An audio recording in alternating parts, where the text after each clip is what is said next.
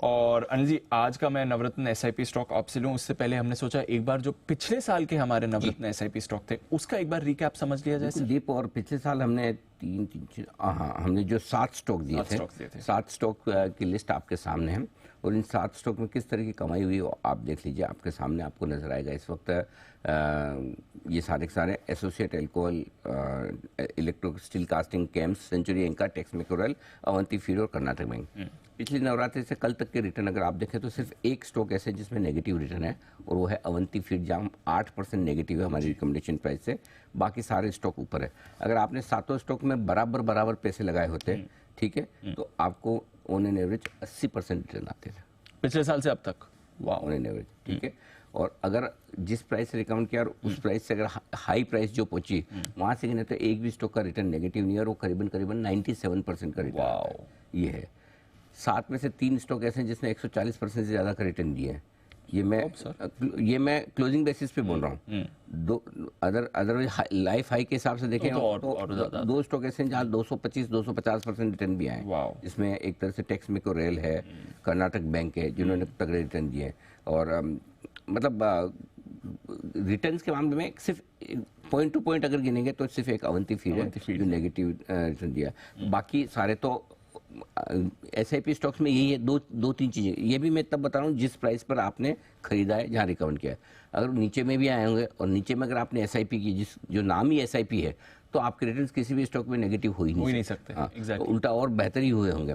सो आज भी मैं जो स्टॉक देने जा रहा हूँ उससे आप एसआईपी की तरह देखें। उसमें फॉर्मूला भी यही है, जिस प्राइस पर रिकमेंड किया जा रहा है जरूरी आज का आज आप खरीदें, आराम से खरीदें जब आपको ठीक लगे, बाजार खराब हो। ये पूरे साल भर में कभी भी खरीदने के लिए, अभी के अभी खरीदने वाले है भी नहीं। और इन्वेस्टमेंट के लिहाज से, इनको ट्रेडिंग के लिहाज से बिल्कुल ना खरीदें कि हफ्ते 2 हफ्ते के लिए लेना है। इसको कम से कम 1 से 3 साल के व्यू से लेना है। और एक और इम्पोर्टेंट चीज़ जो बोलना चाहता हूँ दीप, हर 10% का फॉल आए तो आपको ऐड करना है।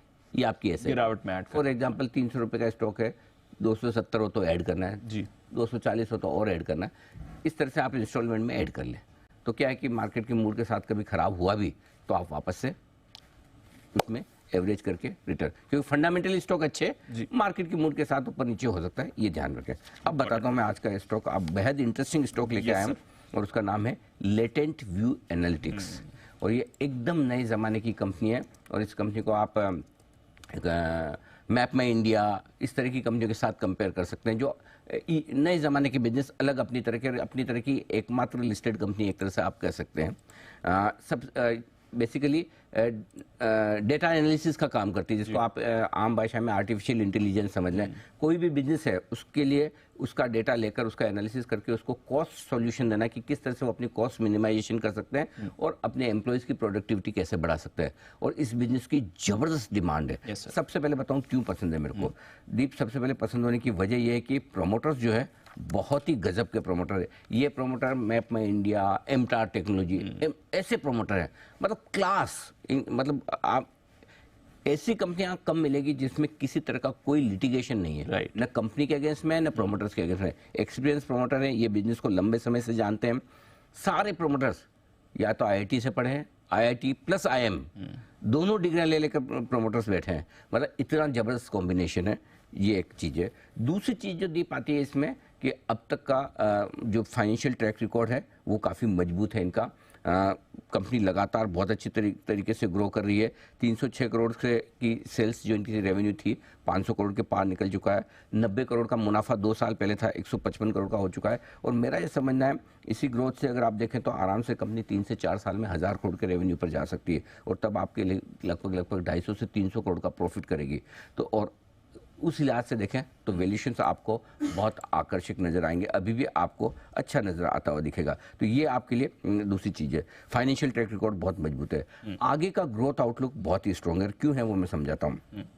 2 चीज़ें हैं। ग्लोबल डेटा एनालिटिक्स बिजनेस है वो 30% से ज़्यादा की दर से बढ़ने वाला 2013। इंडस्ट्री 30% से बढ़ रही है तो ये कंपनी तो उनको आउट परफॉर्म करनी है, इसमें कोई डाउट नहीं है। दूसरी चीज़ जो है कि ये बिजनेस एक तरह से रेसिशन प्रूफ है। ज़्यादातर इनके क्लाइंट्स आईटी कंपनियां हैं और अमेरिका की आईटी कंपनियां। अब यहाँ आप कहेंगे कि आईटी कंपनियों का तो हाल खराब है जी, है ना।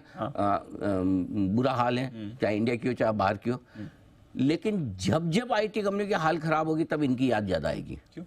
क्योंकि यही वो कंपनी है जो आपको कॉस्ट ऑप्टिमाइजेशन, कॉस्ट कंट्रोल करने के लिए, और तो किस तरह से आप एम्प्लॉय की प्रोडक्टिविटी बढ़ा सकते हैं और किस तरह से आप कॉस्ट कंट्रोल कर सकते हैं। तो आईटी में तेजी हो तो फायदा, मंदी हो तो फायदा। शॉर्ट टर्म में हो सकता है कोई एक आध क्वार्टर में ऊपर नीचे हो जाए, कोई जो ऑर्डर्स है या डील्स है वो कम ज़्यादा मिले, बट लॉन्गर रन में इनको दोनों ही सिचुएशन में फायदा है। तो आईटी की ये रेसिशन प्रूफ कंपनी है, बहुत बढ़िया टॉप क्लास मैनेजमेंट है। 197 रुपये में इशू आया था इसका दीप, नवंबर 2021 में लिस्ट हुआ था। हाई 755 रुपये का इस स्टॉक ने बनाया हुआ है, अब 400 के आसपास, लो इसका 300 रुपये के आसपास का है। मेरा यह मानना है आपको कम से कम 1 से 3 साल के व्यू से इसको खरीद के रखना चाहिए।